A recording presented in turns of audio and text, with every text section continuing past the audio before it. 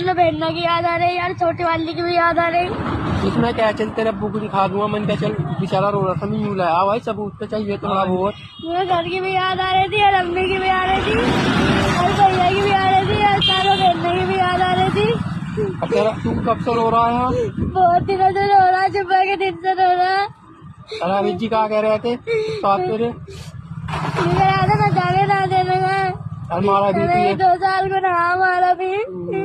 और जब मार रहे थे तू रो रहा था और तुझे मार रहे थे। हाँ मैं रो रहा था, नहीं राम आराम से तो और भी मार रहा था यार था मुझे। तेरा जी नहीं लगा यहाँ। हाँ। तो घर जाके पढ़ने जाता था? हाँ पढ़ने जाऊंगा घर से, तो घर से मैं पढ़ने ही जाऊंगा, रोज रोज ही जाऊंगा तो वहाँ। मगर उस साल में तुझे लेके जाना था ना, मैं तुझे मदरसे में छोड़ पाऊंगा। घर की याद आ रही। तो मैं क्या करूँ आ रही थी? मैं अपने बहन को समझ सकी, अभी देखना मेरे हेड पर घोड़ा है। देख क्या मेरे हेड पर घोड़ा है। कहाँ है वह? ये रहा है। किसके लिए ले आयो? अभी बहन का मारा है। एक तो मैंने खा लिया, लेकिन अभी बहन का मारा लेके तुमने खाने के लिए लिया था वहाँ पे?